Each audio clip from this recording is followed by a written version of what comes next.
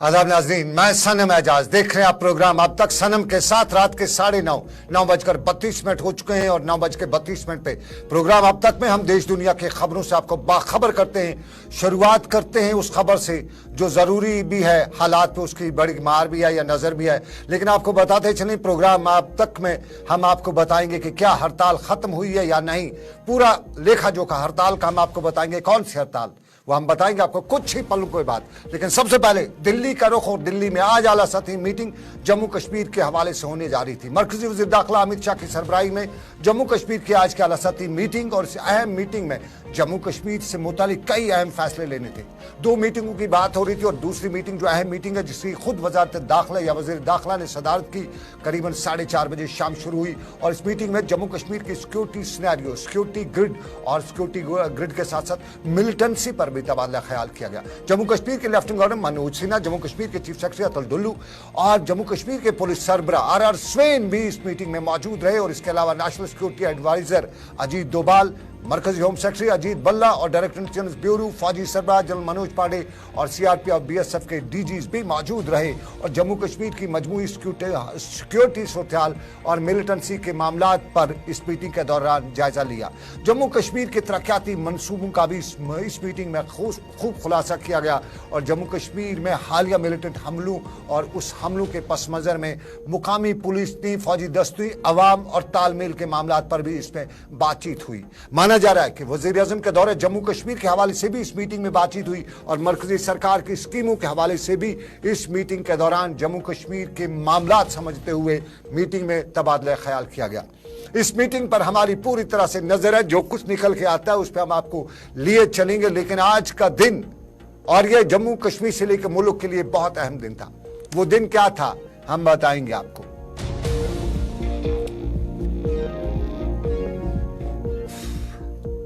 हमने बताया आज का दिन क्या था, तो आज का दिन अहम था, आज का दिन हुआ था, आज का दिन हंगामा था। और तस्वीर आपने देखी होंगी, सुना भी होगा, सोशल मीडिया पे बहस भी की होगी। और मामला हिट एंड रन के मामले को लेकर थे। मुल्क भर से लेकर जम्मू कश्मीर में बस और ट्रक ड्राइवर या यूं कहें सभी ड्राइवरों की सरकार की तरफ से हिट एंड रन लाए गए कानून के खिलाफ एहतजाज करते हुए 72 घंटों की हड़ताल की कॉल का असर जमीनी सतह पे खूब देखा जा रहा था। जगह जगह पर ड्राइवरों ने अपने गाड़ियां सड़क पे ब्लॉक कर खड़ा कर रखी थी, सड़कों को ब्लॉक कर रखा था। और फिर सड़कों के ब्लॉक करने के साथ साथ बताया जा रहा था, ये लोग बता रहे थे कि मरकजी सरकार का जो नया कानून है कि ड्राइवर ने अगर किसी को रोंदा, किसी का एक्सीडेंट किया तो फिर फरार हुआ तो उसे 10 साल कैद की सजा सुनाई जाएगी, 7 लाख रुपए जुर्माना अदा करना पड़ेगा।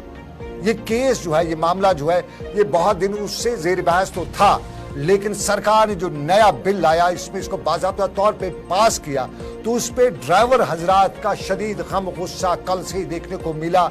और सरकार पर यह बताया गया कि सरासर गलत है, नाइंसाफी है। ड्राइवरों ने 72 घंटे की हड़ताल की कॉल दे दी, मालकान को चाबियां वापस कर दी और उसका असर हमें जमीनी सतह पे देखने को मिला।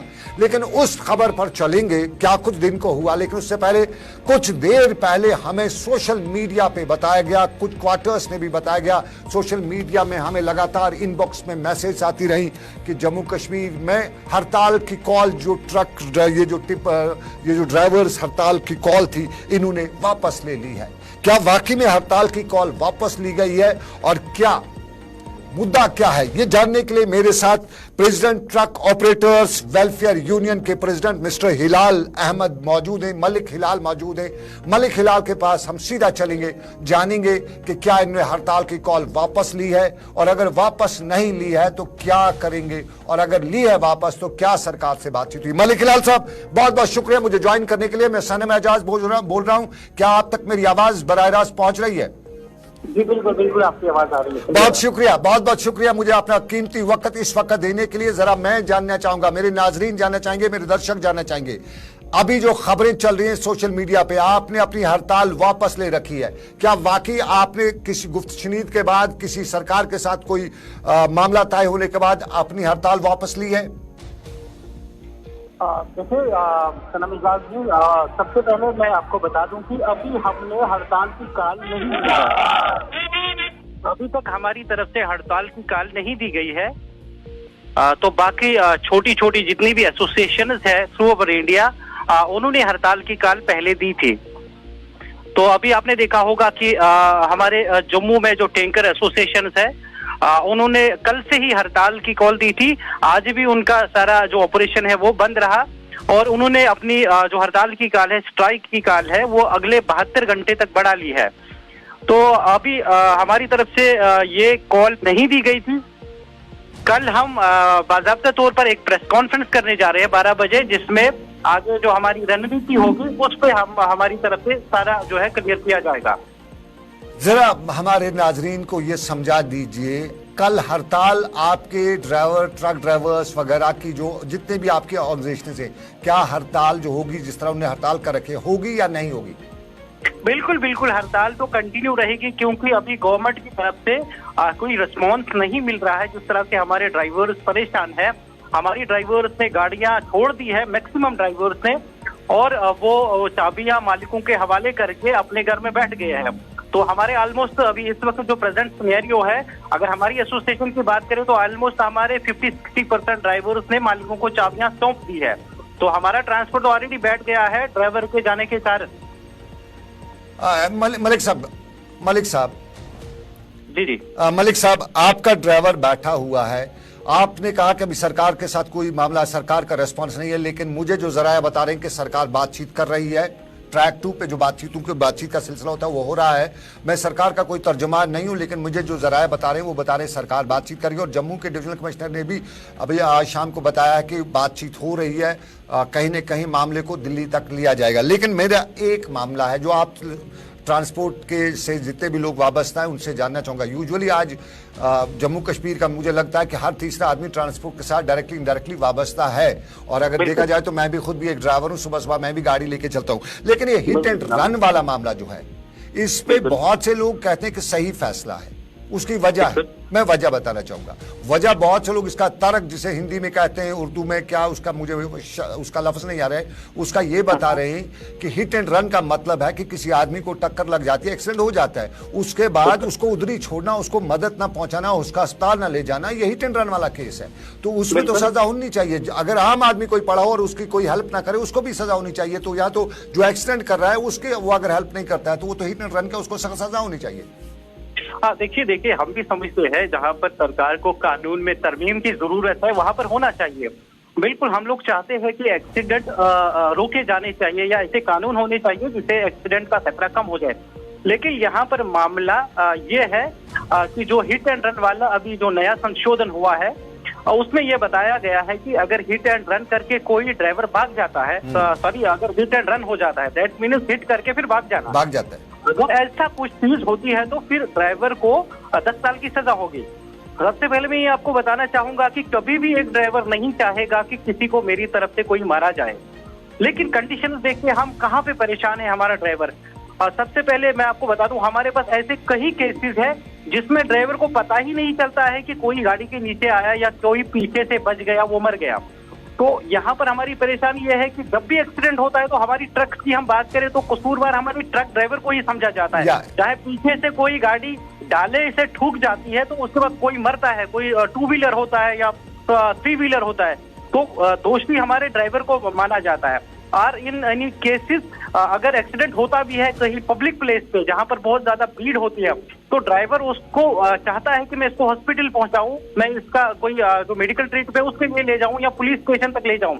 लेकिन वहां पर ये खतरा रहता है कि वहां पर जो भीड़ होती है वो हमारे ड्राइवर को ही उल्टा मारती है। तो ये डर वो कहीं ना कहीं हमारे ड्राइवर्स ने इसलिए अभी बिल्कुल आपके दोनों पॉइंट देखिए, बिल्कुल दोनों पॉइंट है। मेरा खुद का फैमिली का ट्रांसपोर्ट बिजनेस रहा है, मुझे अच्छी नॉलेज भी है। मैं जरा एक और चीज आपसे जानना चाहूंगा।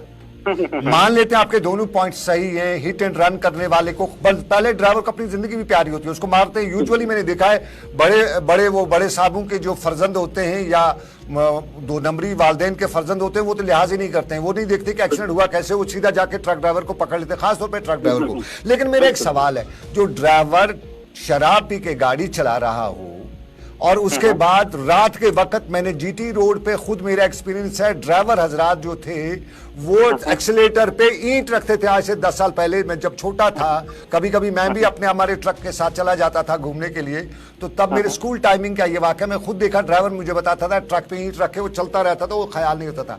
तो उस पे तो हिट एंड रन के उस पे तो इससे भी ज्यादा सजा होनी चाहिए। देखिए सनम जी, आप 10 साल पहले की बात कर रहे हैं। 10 साल पहले उस तरह की टेक्नोलॉजी हमारी गाड़ियों में फिट नहीं थी। तो अभी गाड़ियों में लेटेस्ट टेक्नोलॉजी आई है, ठीक है ना।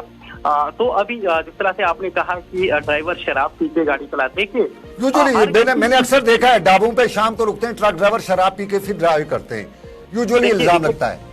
देखिए मेरी बात सुनिए, हमारी जो नेशनल हाईवे रूल्स में यह है कि नेशनल हाईवे पे शराब की दुकान होनी नहीं चाहिए जी। तो कहीं ना कहीं सबसे पहले हमारी सरकार को सोचना होगा। तो उसके बाद अगर कोई ड्राइवर शराब पी के गाड़ी चलाता भी है तो उसके लिए हमारा एनफोर्समेंट होता है, लोकल पुलिस होती है, traffic police, motor vehicle department के इंस्पेक्टर्स बैठते हैं।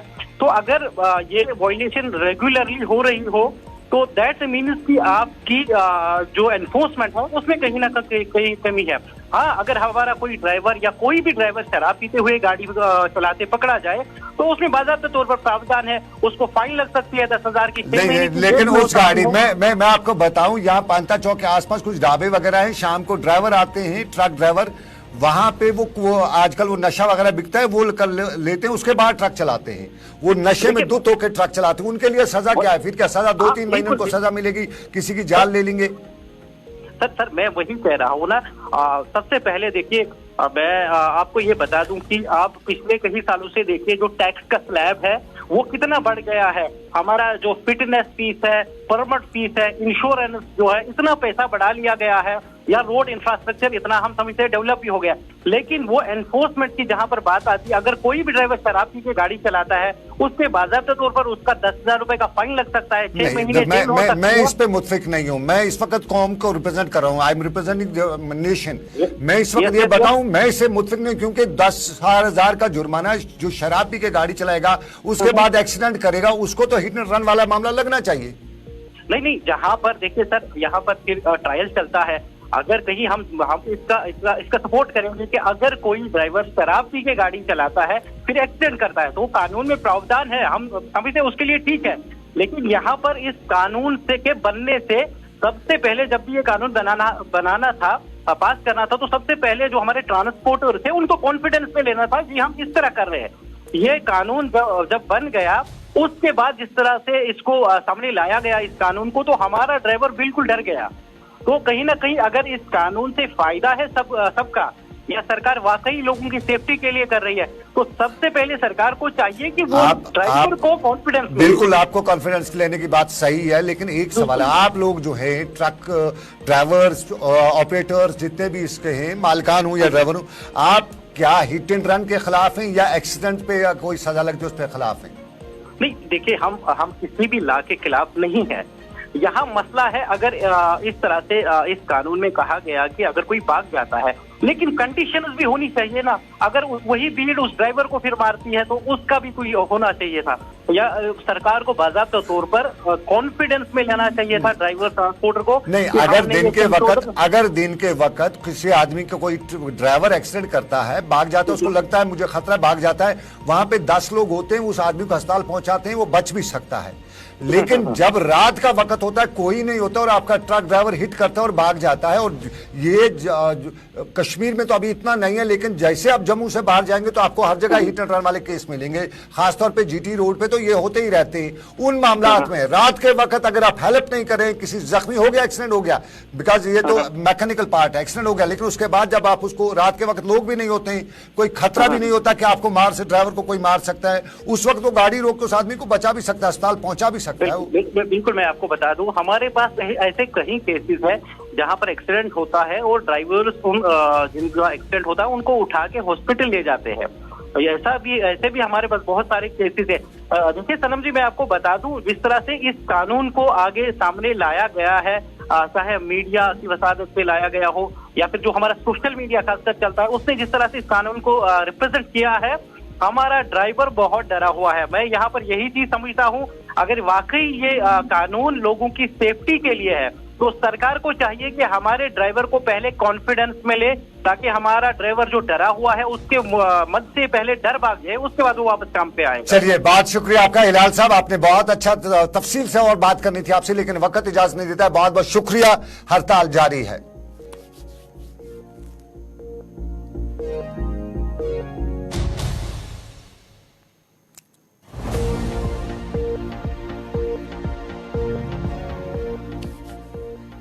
मलिक हिलाल मेरे साथ मौजूद थे। हड़ताल अभी वापस नहीं ली गई है। सोशल मीडिया पे जो बताया जा रहा है वो गलत है। और आपको नाज़रीन बताएं, ड्राइवरों के कुछ पॉइंट सही है, क्योंकि कई जगहों पे भीड़ जो होती है वो उमड़ आती है और फिर लिंचिंग कर देते हैं ड्राइवर्स को, अगर गलती भी। और अक्सर हमने देखा है, कई बार हमने देखा है, अगर कहीं कोई साहब है, व्हाइट कॉलर वाला है, और उसकी गलती से ही ट्रक ड्राइवर के साथ उसकी गाड़ी लग जाती है, माइनर सा एक्सीडेंट हो जाता है, तब भी जाके ड्राइवर को पकड़ताई हो जाती है। ये हमने अक्सर देखा है। और इस ड्राइवर जो हमारी लाइफ लाइन रहती है हमारी इकॉनमी की, उसको उतनी इज्जत नहीं मिलती है वो जितनी इज्जत का वो हकदार है। तो ये वो मामला है जिस पे ड्राइवर की बात भी सुननी जरूरी है, क्योंकि हमारी लाइफ लाइन जो है वो ड्राइवर है, हमारी इकोनॉमी जो है उस ड्राइवर की है। बहुत से लोग इसको इज्जत नहीं देते हैं, बहुत से क्या अक्सर नहीं देते हैं, लेकिन हम बताएं कि ये हमारे लिए बहुत जरूरी है। लेकिन एक छोटा सा तजारती वक्फा, हम ब्रेक के बाद वापस आएंगे, शहर का मुल्क का हाल अहवाल बताएंगे। वो कश्मीरियों की आदत आज भी देखी हमने, वो भी बताएंगे क्या है आदत, लेकिन छोटे से तजारती वक्फे के बाद।